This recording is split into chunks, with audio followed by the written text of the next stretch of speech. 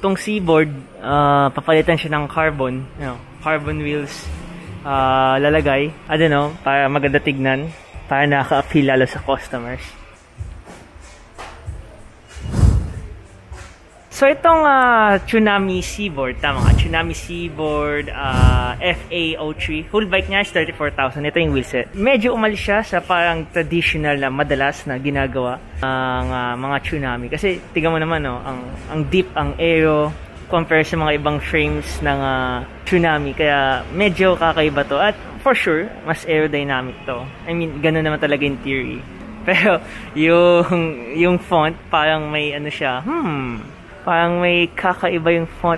Alam ko na ano yung Tsunami, na-issue yung Tsunami sa pagkuha ng pics ng isang sikat na photographer. Hindi ko na babanggitin, pero may nangyari nga. Pero alam ko yung font, parang wala naman siyang copyright. Depende sa font. Pero not sure kung copyrighted itong font na ginamit sa isang specific na brand. Pero overall, ang ganda naman ng tignan. Hindi siya pearl white, parang dirty white, tapos sparkly yung color ng font.